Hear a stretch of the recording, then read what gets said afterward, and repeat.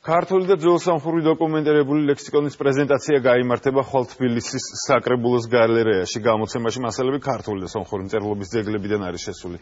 წიგნში გამოყენებული წყაროები კი ძირითადად ბიზანტიური ხანის თარგმანებია ლექსიკონის შედგენას. ხელნაწერთა ეროვნული ცენტრის დამაარსებელმა ილია აბულაძემ ცხოვრების დიდი ნაწილი დაუთმო.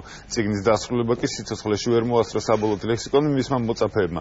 ხელნაწერთა ეროვნული ცენტრის თანამშრომლებმა მოამზადეს. პრეზენტაციაზე ასევე წარმოდგენილი იქნება ილია აბულაძის საარქივო მასალის გამოფენა. ლექსიკონის პრეზენტაცია ხვალ დღის 2 საათზე თბილისის საკრებულოს გალერეაში გაიმართება. საქმე ის გახლავთ, რომ ეს არ არის მხოლოდ ძველი ქართული სომხური ლექსიკონი, არამედ ფაქტობრივად ეს არის ძველი ქართული ენის ყველაზე საუკეთესო ლექსიკონი, რაც დღემდე გაკეთებულა, რომელიც უზარმაზარ დახმარებას გაუწევს ქართველოლოგებს, სტუდენტებს, ძველი ქართული ფილოლოგიით და ზოგადად ქართველოლოგიით დაინტერესებულ კვლევარებს.